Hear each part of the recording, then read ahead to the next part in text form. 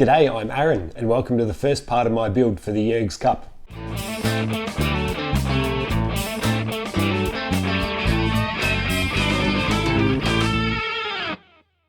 Okay, so let's get straight into it. The theme of this build is a use what you've got challenge. So I'll be using as many materials and parts that I already have, and there's actually only a few things that I did have to buy. So let's look at the wood for the neck and the body first, and for that I'll be using the leftover silk yoke that I had for the Great Guitar Build-Off build from 2023.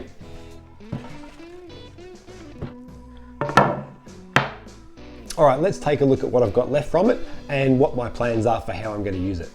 So as you can see, I did try some different stains for the Great Guitar Build-Off build, but when it was paired with the blackwood, it was really obvious that the natural colour was the best for that build. But I am determined for this build that I am going to stain it, and it's probably at this stage one of the reds that I'm looking at using. Now this piece of wood is actually flat sawn as well, so I won't be able to use this as it is for a neck. So what my plan is to do is to cut a couple of strips from it and then turn it on its side, laminate it and do the neck that way. And also following on from that, I'm actually going to build a neck through guitar out of it. I've never done a neck through before, but I think that should work really well since I'm going to have to sort of laminate the neck anyway. I've definitely got the length that I need from this piece. So that's the plan. I will do a neck through guitar, probably 2 pieces cut from this, and then I'll work out what the wings might look like as well. Now it is likely that I'll have to buy some extra silky yoke to finish off the wings or to have enough wood for the wings, but that's something that I can sort of easily do. Okay, so the fretboard next. I've dug out a few fretboards that I've got. There are a couple of other ones that I've got that are saved for other projects, but let's have a look at these and work out the best match for it. So this is what I'm thinking about at the moment. I've got these 4 fretboards here. I have a piece of New Guinea rosewood, a piece of ebony, maple, and then this one, which is what I'm sort of hoping will work. This is an Australian timber, and that's something that I've been trying to do in all my recent builds, is using all Australian timbers. This is actually a piece of mulga, which has got a pretty cool straight grain.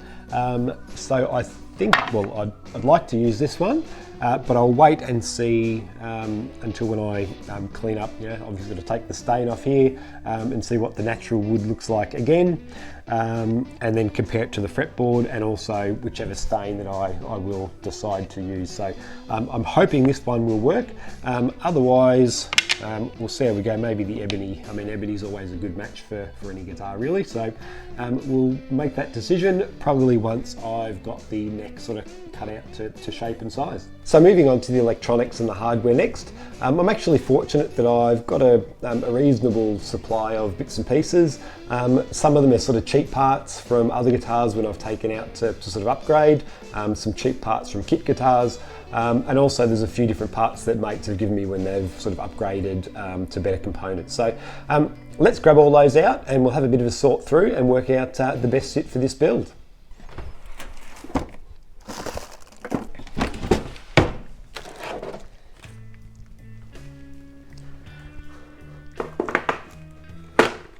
So we might look at the pickups first since they're on top. So let me just move this out of the way. Okay, so these ones here, they're not tone rider pickups. They're actually pickups that were in a Pitbull Telecaster. So basically a kit guitar Telecaster set. So there's one option. Pair of humbuckers. I'm pretty sure, so these were given to me by a mate. I'm pretty sure they're not the artist guitars, they're ones from a kit guitar. So we've got that one as an option. And the other one, this is from another kit guitar, a Les Paul, another set of humbuckers, obviously this one with covers. So they're the 3 options for pickups that I have at the moment. So we'll put those aside and look at what else we've got. All right, machine heads next. It's actually got quite a few here. 5 sets, so that was from a Mystery V,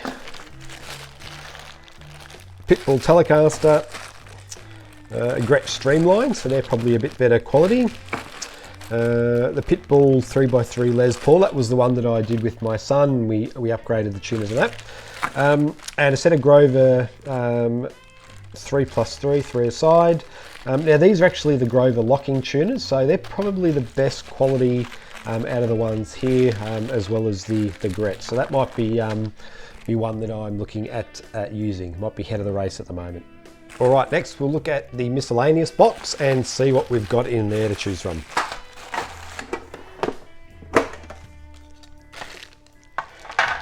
Okay, some more pickups. So that is from my Telecaster.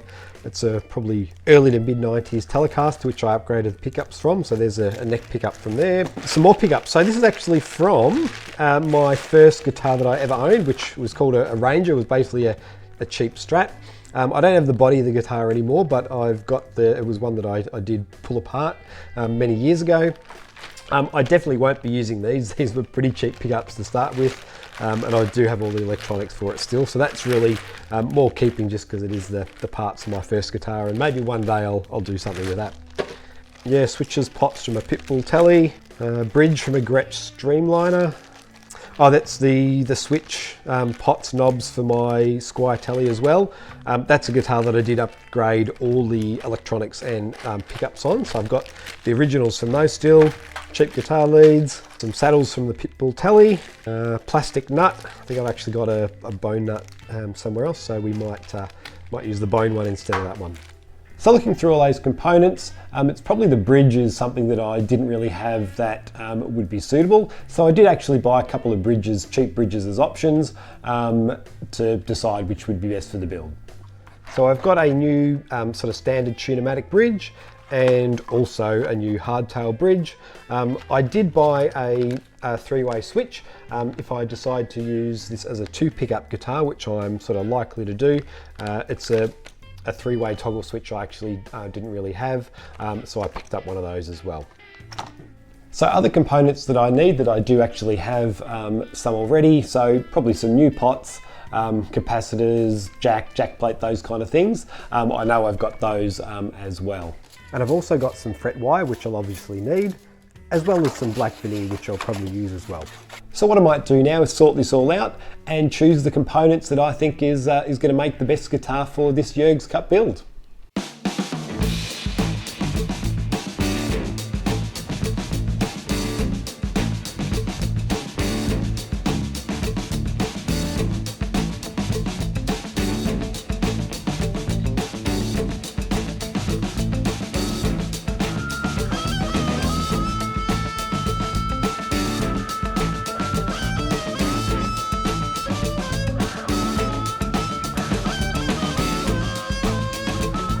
Okay, let's look at the selection so far. So as I said before, I've got 2 options for the bridge, and probably once I've done the neck through component and worked out if I kind of need like a break angle on the neck or body, depending on what bridge I'll use or what the best construction method is, I'll probably wait till then to decide on which bridge will be best. I think these are the humbuckers I'll go with. I do like a humbucker with a chrome cover rather than bare, so I'm likely to use these ones.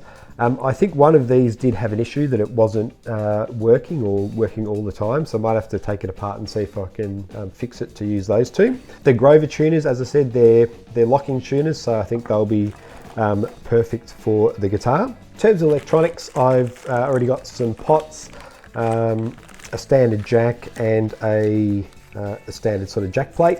So that should be sorted. Some strap buttons, which I already had. Another thing I did have to purchase was the truss rod. I didn't have a truss rod already, but that was sort of fine to do, so that can go in the purchase pile.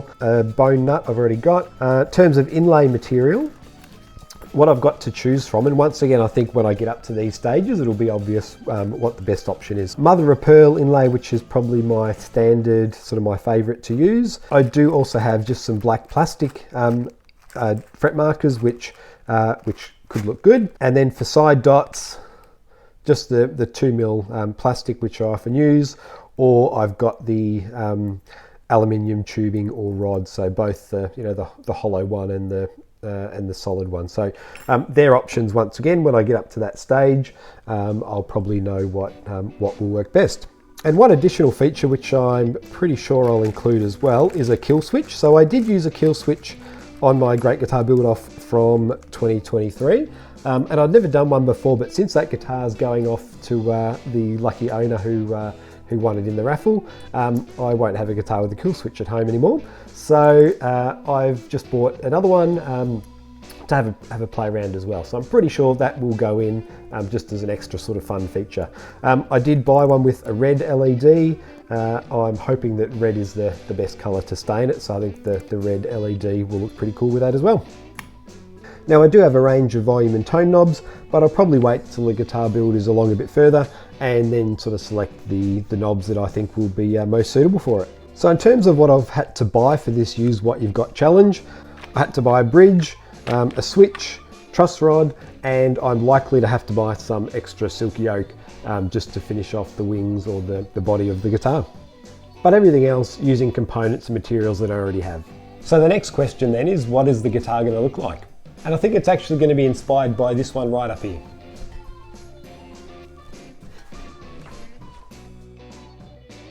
So this guitar was my first ever electric guitar build, and as you can probably tell, it's based on Brian May's Red Special guitar.